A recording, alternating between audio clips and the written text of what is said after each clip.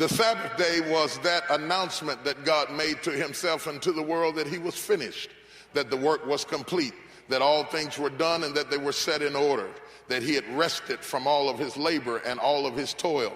It was his announcement to all the created things that the creation was completed, that he had set in motion a cycle that was sufficient to stop him from needing to get up and do anything else, that he was complete, that he was through, and God rested from all of his labor. Not so much that we would have a brief rest and go back to work again, because God was through with creation. When God finished with creation, we were to enter into the rest with him.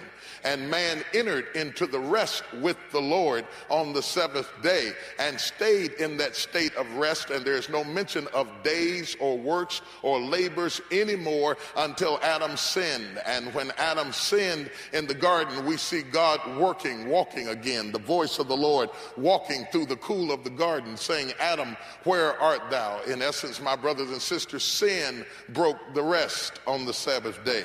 Sin caused God to get up from his rest and move out and find an innocent lamb and slay the lamb and cover Adam's sin from his nakedness with the coats of skin from an innocent animal. And God says in Exodus, as he gives the 10 Commandments, to remember the Sabbath day.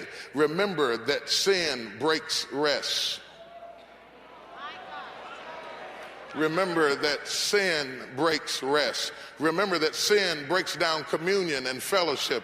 Remember that sin causes you to fall into obscurity and God has to come get you out of your trouble. Remember that sin will alienate you from the peace and the joy and the comfort that you ought to have down inside of your soul. Remember that sin robbed you from the Sabbath of staying in the Garden of Eden, where you didn't have to toil in the field nor work for your food, where everything was brought to you. Remember what sin did to you. Remember the Sabbath day to keep it holy. Remember what all I did for you and how sin ruined everything for you and destroyed the rest from you. Don't start worshiping the Sabbath day, for Jesus says to us that the Sabbath was not made, that man was not made for the Sabbath, but Sabbath for the man. That the man is the more important issue, not the day, but the man. Are you following what I'm saying to you? The Sabbath represents rest unto the Lord. It represents peace unto the Lord. Now understand this. I want to give you just a little bit of Bible class.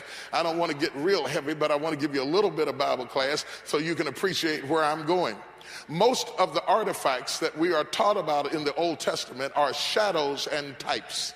They are teaching tools. According to the book of Galatians, the law was a schoolmaster to lead us into grace. It is the Old Testament that teaches us what God has in mind.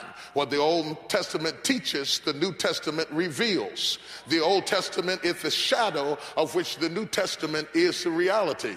In the Old Testament, God starts teaching us rest by showing us a day, an eon, which is an age, which is a period. God wants us to understand that there is a period and a time where a man is to enter into rest. You will minimize the plan of God if you diminish this period down to a 24-hour period. In the shadow, it may be a 24-hour period, but in the reality, it is the day of grace in which we live right now. Are you following me? Now, what caused God the Father in creation to bring us into rest is that he had finished from his labor. He finished from his labor, and he announced that he was finished by entering into his rest. What God the Father did in the Old Testament at the end of the creation by entering into the rest, God the Son did in redemption when he had ceased from his labor of redemption, and he hung his head in the locks of his shoulders on Calvary's cross, and the sun refused to shine, and the ground began to tremble, and the veil in the temple was rent from the top to the bottom. And Luke says that while he was dying, he uttered a word, "Tetelestai," it is finished. When Jesus said it is finished, it echoed all the way back to the Old Testament when the Father had finished his creation, and when he had finished his redemptive process, the Bible said that your Lord and my God sat down on the right hand hand of the majesty on high and entered into his rest. This is the rest that the Lord wants the church to come into. Not a 24-hour period, not the memory of a day. You will find that the keeping of a day of rest is a covenant between God and the nation of Israel. But the book of Hebrews says that God has provided some better thing for us. It is appropriate that the Jews should keep the Sabbath day because the Jews are still waiting on the Messiah to come. But it is ridiculous for the church to walk away with the shadow when we have the bridegroom. You know, you don't see what I'm saying. 22 years ago at 6 o'clock in the evening on May 29th at the North Side Apostolic Church in North Charleston, West Virginia, my wife and I got married. And I stood there in front of the preacher, Bishop Quandra Wilson, as she came down the aisle. And the room was lit up by candlelight, and there were bridesmaids and bridegrooms all around. And like any good light, the light cast a shadow. And there was a shadow on me as the groom. But when Bishop Wilson pronounced us man and wife, my wife didn't walk away with the shadow when she walked away with the man. It seems ridiculous for the New Testament church to be espoused unto Jesus Christ and to walk away holding on to the shadow when we can walk away holding on to Jesus Christ himself. The book of Hebrews, the book of better things, I'll just run through this quickly, says that God has provided something better for us. And Hebrews 4 says, let us labor to enter into that rest.